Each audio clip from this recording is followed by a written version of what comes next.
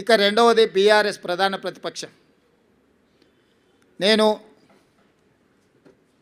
శాసనసభ్యులు హరీష్ అండ్ కేటీఆర్కు ఒక సూచన చేయదలుచుకున్నా. హరీష్ రావు గారు, మీ అసూయను కొంచెం తగ్గించుకోండి. కేటీఆర్, నీ అహంకారాన్ని కొద్దిగా తగ్గించుకో. మీ వయసు నాకంటే తక్కువే. ఇంకా చాలా రోజులు మనం రాజకీయాలలో కొనసాగాల్సిన అవసరం ఉన్నది. అధికారం అనేది ఎవరికీ శాశ్వతం కాదు. అధికారం అనేది వారసత్వ సంపద కాదు. మన తాతలు ముత్తాతల నుంచి వచ్చిన సంపద అయితే అది మనకే చెందుతుంది. మనకు కూడా ఇంట్లో ఆడపిల్లలు వచ్చి వాటా అడిగితే ఎన్టీ రామారావు గారు తీసుకొచ్చిన ఆడపిల్లలకు కూడా ఆస్తిలో సమాన హక్కు కల్పించిన తర్వాత దాంట్లో ఆడపిల్లలు కూడా వాటా అడుగుతారు. అది కూడా పూర్తిగా మనకు రాదు.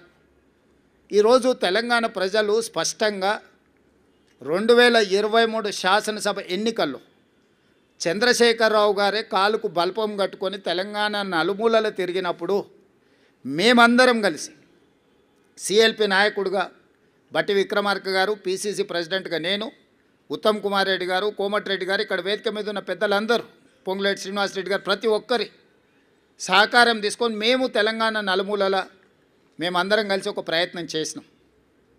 ప్రజలు స్పష్టమైన తీర్పిచ్చి 65 సీట్లు మాకు మా పక్షాలకు, అదేవిధంగా 39 సీట్లు మీకు ఇవ్వడం జరిగింది.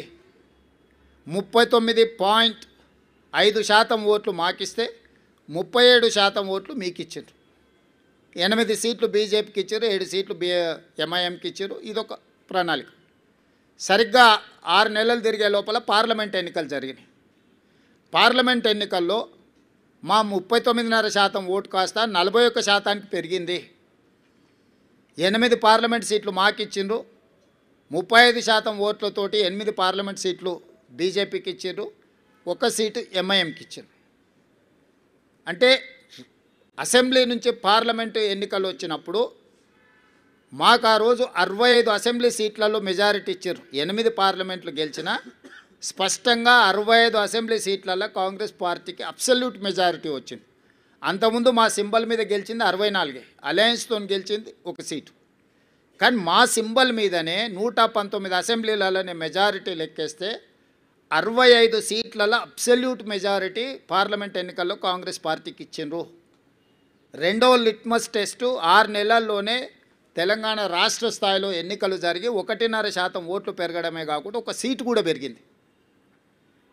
ఈరోజు ఈ ఎన్నికల్లో ఈనాడు కాంగ్రెస్ పార్టీకి 51% ఓట్లు పోలైన దాంట్లో 51% ఓట్లు, మోర్ దాన్ 50% ప్రజలు కాంగ్రెస్ పక్షాన నిలబడ్డారు. ఈరోజు బీఆర్ఎస్కు 38%, బీజేపీకి 8% ఇచ్చి బీఆర్ఎస్ బీజేపీ కలిసిన అంతకంటే అధిక శాతం ఓట్లు ఇచ్చి కాంగ్రెస్ పార్టీకి ప్రజలు అండగా నిలబడి మా ప్రభుత్వాన్ని ఆశీర్వదించి 51% ఓట్లతోని ఈరోజు జూబ్లీహిల్స్ ఉప ఎన్నికల్లో కాంగ్రెస్ అభ్యర్థి నవీన్ యాదవ్ గెలవడం జరిగింది. దీన్ని అర్థం చేసుకున్నాకైనా ప్రభుత్వం చేపడుతున్న అభివృద్ధి కార్యక్రమాలు, సంక్షేమ కార్యక్రమాలు కొనసాగుతున్నాయి. కొనసాగడానికి ఇంకా కొంత సమయం పడుతుంది, అమలు చేయడానికి సమయం పడుతుంది. ఆర్థిక పరిస్థితి ఏ విధంగా ఉందో వివరించడం, వీటన్నిటిని కూడా తీసుకొని ముందుకు వెళ్తున్నామని ప్రజలు ఒక అభిప్రాయానికి వచ్చి మాకు అవకాశం ఇస్తూ వస్తున్నారు. కాబట్టి ఇప్పుడు ప్రతిపక్షము కొంత సంవయనం పాటించాలి. అందుకే నేను హరీష్ రావు గారికి అసూయ తగ్గించుకోమని సూచన చేస్తున్నా. వారు శాసనసభలో ఆ కుర్చీలో కూర్చొని ఇటువైపు చూసే చూపులు చూస్తే నిజంగానే ఆ చూపులగిన శక్తి ఉంటే ఇక్కడ పక్కన మొత్తం మాడి మసైపోయి బూడిదైపోయి భూమిలో కలిసిపోయేటట్లాంటి ఇట్లా ఏమంటారు మొహమంతా పెంజరించుకొని ఇట్లా రక్తమంతా మొహంలోకి తెచ్చుకొని కందిపోయినట్టు మొహం పెట్టుకొని ఇటు చూస్తుంటాడు. అది ప్రజలు గమనిస్తున్నారు. కేటీఆర్ గారు అహంకారం, అధికారం పోయినా ఈయన అసూయ పోలేదు, ఆయనకు అహంకారం పోలేదు. వీళ్ళిద్దరి నాయకత్వాన్ని ప్రజలు ఆమోదిస్తారని వీళ్ళు ఎట్లా భావిస్తున్నారో నాకు అర్థం కాలే.